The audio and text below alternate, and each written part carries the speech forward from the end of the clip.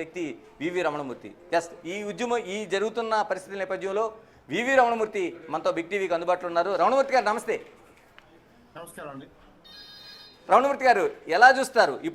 ఇప్పటికే ఆపరేషన్ కగారు తెలంగాణ లాంటి ప్రాంతంలో కర్రిగుట్టలో దాదాపుగా ఒక ఎన్కౌంటర్లు జరుగుతున్నాయి, వందల సంఖ్యలో ప్రాణాలు పోతున్నాయి, వందల సంఖ్యలో లొంగుబాట్లు జరుగుతున్నాయి. అటు ఏఓబి మీరు చూసిన పరిస్థితుల్లో ఏఓబిలో కూడా పిట్టల్ని ఏరిపారేశారు. ఒకప్పుడు ఎవరు ప్రవేశించలేని పరిస్థితుల్లోన ఉండే ప్రాంతాలకు కూడా ఇప్పుడు బస్సులు సైతం రవాణా సౌకర్యం వెళ్తుంది. ఇప్పుడు దేవ్జీ లొంగుబాటు కావచ్చు, రాజిరెడ్డి లొంగుబాటు కావచ్చు, దీంతో ఈ ఉద్యమం అయిపోయిందని అనుకోవాలా? అలా అనుకోవడానికి అవకాశం లేదండి. ఎందుకంటే ఈ దేవ్జీ లొంగిపోవడానికి లేకపోతే రాజిరెడ్డి లొంగిపోయినంత మాత్రాన ఈ మావోయిస్టు సిద్ధాంతం మొత్తం ముగిసిపోతుందని అనుకోవడానికి వీల్లేదు. ఎందుకంటే మావోయిస్టు ఉద్యమం ఎప్పుడైనా సరే, మావోయిస్టు పోరాటం ఎప్పుడైనా సరే అది శాంతి భద్రతకు సంబంధించింది కాదు. కానీ కేంద్ర ప్రభుత్వం దీన్ని శాంత భద్రతల గానే ఆలోచిస్తాం తప్ప ఈ సిద్ధాంతం ద్వారా పనిచేస్తున్న కార్యకర్తలు కానీ నాయకులు కానీ తమ జీవితాన్ని త్యాగం చేసి పేద ప్రజల కోసం, ముఖ్యంగా గిరిజన ప్రాంత ప్రజలకు రక్షణ కోసం పనిచేస్తున్నారనే విషయం మనం మర్చిపోవడానికి వీలేదు.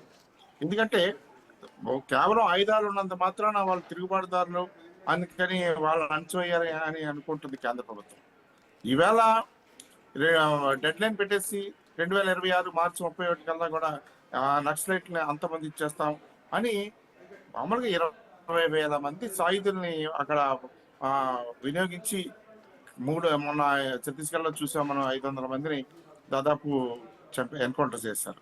అలాగే గత ఏడాది 300 మందిని ఎన్కౌంటర్ చేశారు.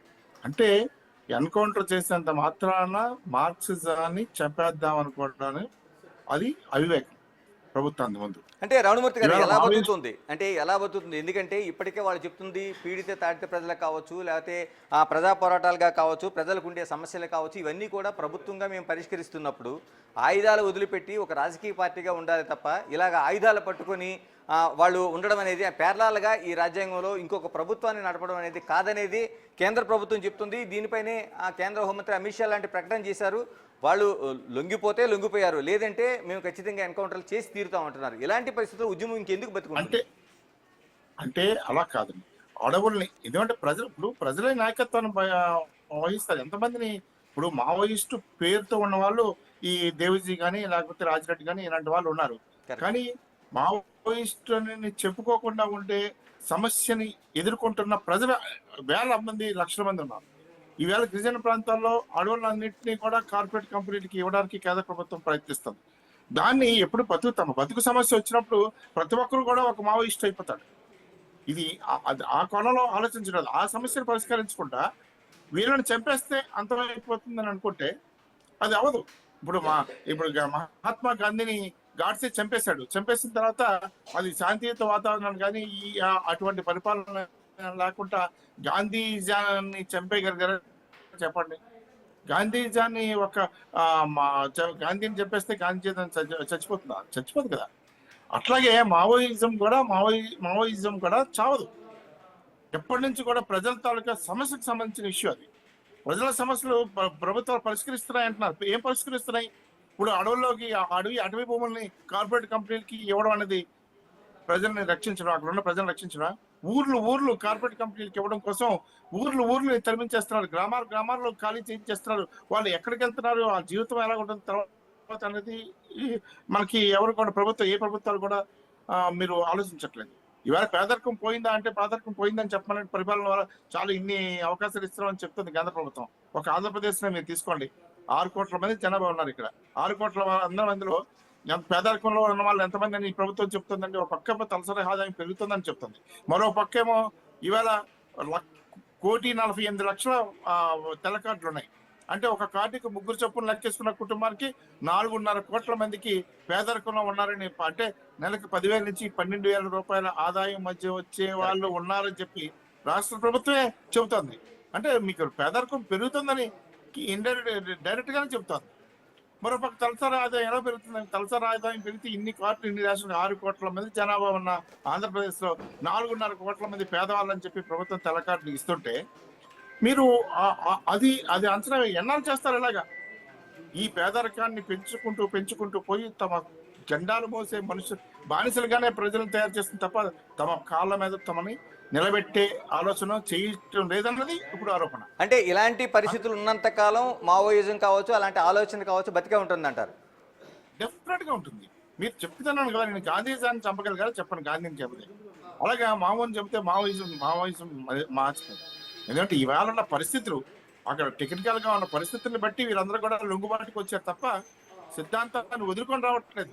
లొంగుబాటు అనేది వేరు. ఎందుకంటే తప్పదు, వాళ్ళని చంపేయడానికి ప్రభుత్వం 20,000 మంది సైన్యాన్ని పెట్టి పనిచేస్తుంది. వీళ్ళు ఉన్న సిద్ధాంతంతో, మేధావితనంతో వీళ్ళందరూ కూడా ప్రజలను చైతన్యపరచడం కోసం పనిచేస్తున్న వాళ్ళందరూ కూడా ఈవేళ బయటికి లొంగిపోతే చాలా ప్రమాదకరమైన పరిస్థితులు ఉంటాయనే ఉద్దేశంతో బయటకు వస్తున్నారు. అంటే రమణమూర్తి గారు ఎలా చూస్తారు? ఇప్పుడు లొంగిపోయిన వ్యక్తి ఏదైతే జరుగుతుందో సాధారణ వ్యక్తి కాదు, కేంద్ర పార్టీకి కార్యదర్శిగా ఉన్న వ్యక్తి ఆయన దేవ్జీ. మరోవైపు రాజిరెడ్డి ఆయన పొలిట్ బ్యూరో సభ్యుడిగా ఉన్నాడు. ఇంత కీలకమైన వ్యక్తులతో పాటు మరో 16 మంది. ఇప్పుడు గతంలో తెలంగాణ డీజీపీ శివధర్ రెడ్డి చెప్పిన మాటల ప్రకారం తెలంగాణ నుంచి ఉండే కీలకమైన నాయకత్వంలో దాదాపు గట్టిగా ఉంటే ఒక 15 నుంచి 16 మంది ఉంటారు. వీళ్ళు లొంగుబాటు జరిగితే చాలా వరకు ఉద్యమానికి అయిపోయినట్టు అని చెప్పారు. అంటే ఇప్పుడు ఈ ఇద్దరు లొంగుబాటు తర్వాత దీన్ని ఎలా చూడగలుగుతారు, మీరు ఎలా చూస్తారు మీరు అసలు? అంటే లొంగుబాటు పరిస్థితులకి అనుగుణంగా ఇప్పుడు తాత్కాలికంగా జరుగుతుందే తప్ప సిద్ధాంతాన్ని వదులుకొని వస్తామని ప్రకటన ఎక్కడ కూడా ఇంతవరకు వినవలేదు. సిద్ధాంతాలను ఎవరు కూడా వదులుకోలేదు. ఎందుకంటే సిద్ధాంతం అనేది అదేంటంటే మనిషి తాలూకు అవసరం. ఒక పేదవాడికి జరుగుతున్న అన్యాయం, ప్రాంతాలకు జరుగుతున్న అన్యాయాన్ని చెప్పండి ప్రచురించే క్రమంలో మావోయిజం జరుగుతుంది. ఇవాళ నాయకులు వెళ్ళిపోవచ్చు, కానీ ఆత్మహత్యకరించినంత వరకు కూడా అది ఉంటూనే ఉంటుంది. రమణమూర్తి గారు, మీరు కీలకంగా కొండపల్లి సీతారామయ్య కేఎస్ లాంటి వారిని ఈ బయటి ప్రపంచానికి కేఎస్ ఇలా ఉంటారని ఒక ఇంటర్వ్యూ తీసుకొచ్చారు. ఆ రోజున ఆ పత్రికలో ఉన్న తర్వాత మీతో పాటు ఏదైతే ఏటోల్ బోర్డు ఉందో ఎంత కూడా కేసులు చేసుకున్నారు, అజ్ఞాతానికి మీరు వెళ్లాల్సి వచ్చింది, ఇలాంటి పరిస్థితులు ఉన్నాయి.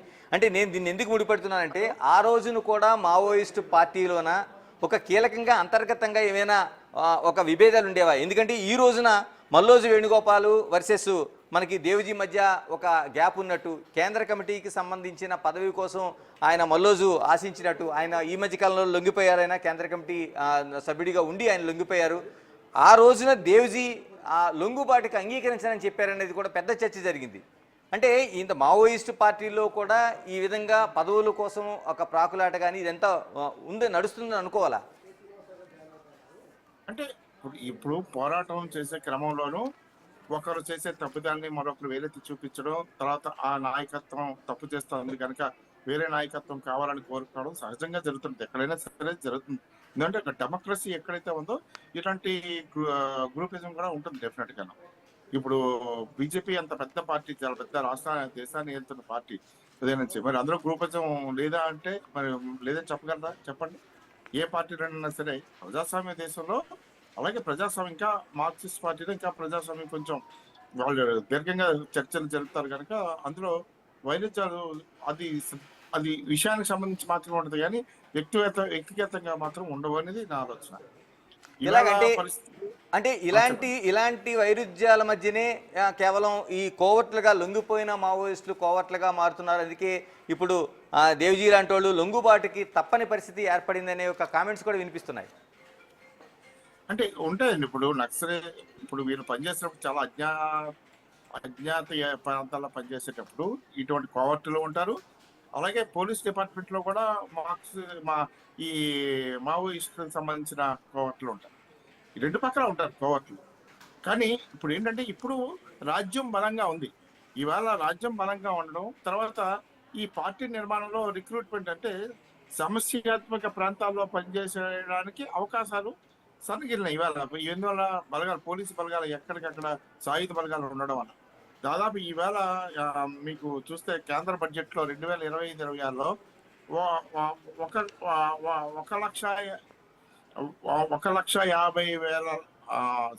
1,50,000 కోట్ల రూపాయలు ఖర్చు పెట్టింది ఇక బడ్జెట్ కేటాయించింది. కేవలం నక్సల్స్ ని అంతమొందించడం కోసమే. అది అలాగే మీకు ఛత్తీస్గఢ్ లో అయితే 5,000 నుంచి అంటే ఏదైతే సమస్యాత్మక ప్రాంతాలు ఉన్నాయో కేంద్రం భావిస్తుందో అటువంటి ప్రాంతాలకి అత్యధిక నిధులు కూడా సమకూరుస్తుంది. దాదాపు ఛత్తీస్గఢ్ ఉపయోగించుకుంటే 5,000 నుంచి 10,000 కోట్ల రూపాయలు అదనపు నిధులను సమకూర్చింది, కేవలం నక్సల్స్ ని అంతమొందించాలని. ఈ పరిస్థితుల్లో ఈ దీన్ని తట్టుకోవడం అనేది ఒక మావోయిస్టు పార్టీలకి చాలా కష్టమైన పని. వాళ్ళు ఇప్పుడు తాత్కాలికంగా దీన్ని దీర్ఘకాలికంగా మావోయిస్ట్ పార్టీని నాశనం చేసే బదులు ఇవాళ లొంగిపోయినంత మాత్రాన మావోయిస్ట్ పార్టీలు మా చరిత్ర ముగిసిపోతుందని అనుకోవడానికి వీల్లేదు. ఎందుకంటే ఎక్కడ ఆకలి ఉందో అక్కడ మార్క్సిజం ఉంటుంది ఖచ్చితంగా కూడా. అటువంటి ఇప్పుడు ఈవేళ పరిస్థితి చూడండి, ఈవేళ మళ్ళీ దీనికి టర్న్ మళ్ళీ వస్తుంది ఇంకోసారి.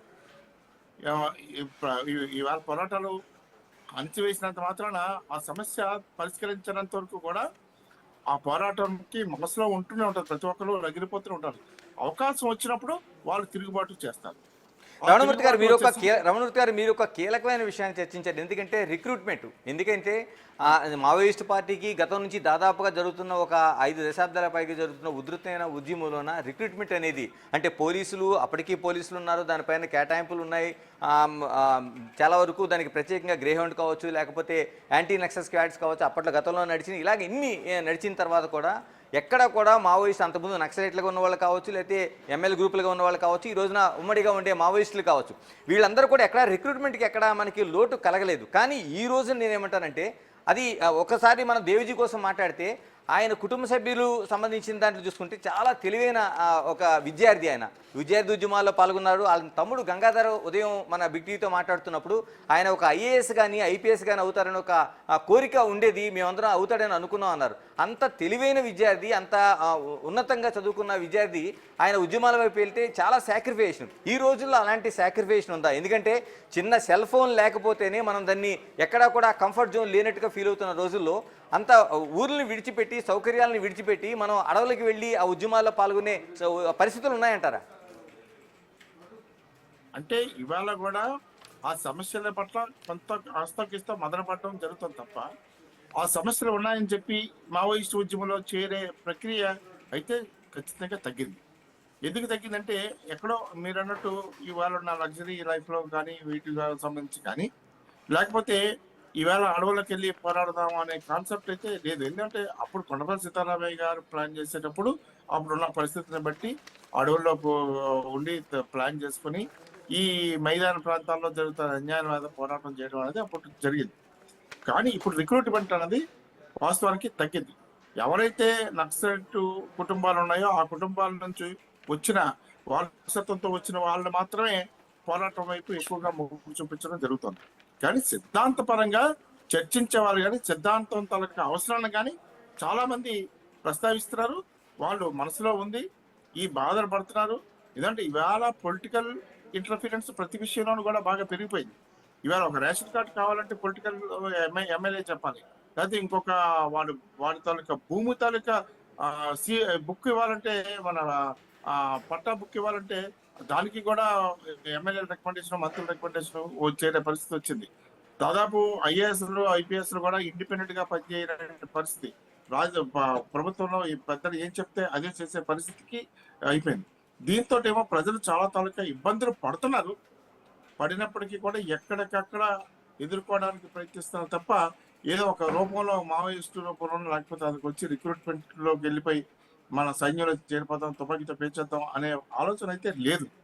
గతంలో ఏంటంటే మీరు అన్నట్టు చూసారా, ఆయన ఐఏఎస్ అయ్యేంత మేధావి అయింది కూడా పార్టీలోకి చేరి దానికి ఉన్నత స్థాయికి వెళ్ళాడంటే అర్థం ఏంటి? సమాజం పట్ల ఆయనకున్న నిబద్ధత, సమాజం కోసం తన జీవితాన్ని త్యాగం చేయాలనే ఆలోచనతో వెళ్ళారు.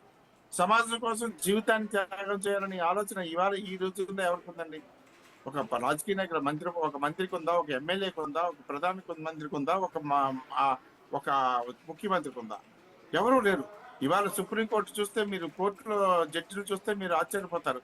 ఇదివరకు ఎంత నిబద్ధతగా ఉండేవారు. ఇవాళ రేపు పదవి రిటైర్మెంట్ అయిపోతున్నారంటే, రిటైర్మెంట్ అయిపోయిన తర్వాత నాకు గవర్నర్ పదవి ఇస్తారా, లేకపోతే ఇంకొక రాజ్యసభ సీట్ ఇస్తారా అనే పరిస్థితులను సుప్రీంకోర్టు జడ్జిలు ఉన్నారు. అంటే మనం ఏ విధంగా న్యాయం జరుగుతుందని మనం అర్థం చేసుకోవాలి. ఇవాళ న్యాయ వ్యవస్థ రాజకీయాలకు లోపడే ఉంది, లేకపోతే పోలీసు వ్యవస్థ, అన్ని వ్యవస్థలు కూడా, మన ఐఏఎస్లు కూడా, పరిపాలన వ్యవస్థ కూడా రాజకీయాలకు లోబడి ఉంది. ఈ లోబడి ఉన్నప్పుడు ఎప్పుడైతే ప్రజలు తలక ఇబ్బందులు ఆ తీవ్రతని తట్టుకునే శక్తి ఏ ప్రభుత్వానికి ఉండదు. మనం రమణమూర్తి గారు చివరిగా చెప్పండి. కేంద్ర ప్రభుత్వం అమిత్ షా కేంద్ర హోంమంత్రి స్వయంగా ప్రకటించిన తేదీ మార్చి 31, 2026 నాటికి మేము ఖచ్చితంగా మావోయిస్ట్ రహిత భారతదేశాన్ని చూపిస్తామని చెప్తున్నారు. ఈ పరిస్థితులు చూస్తే మీకు ఏమనిపిస్తుంది? అది నాకు అది అది వాస్తవంగా అది సరైన ప్రకటన కాదు. ఎందుకంటే నేను ఇవాళ చెప్పాను మీకు, నక్సల్స్ ప్రాబ్లం అనేది శాంతి భద్రత సమస్య కాదు, సోషియో ఎకనామిక్ ప్రాబ్లం. ఈ సోషియో ఎకనామిక్ ప్రాబ్లమ్ సాల్వ్ చేసేంత వరకు కూడా ఈ మావోయిజాన్ని అంతమొందించలేరు. అది ఏ ప్రభుత్వం అయినా సరే, ఎంత బలమైన ప్రభుత్వం అయినా సరే చేయలేరు. థ్యాంక్ యూ రమణమూర్తి గారు, థ్యాంక్ యూ వెరీ మచ్.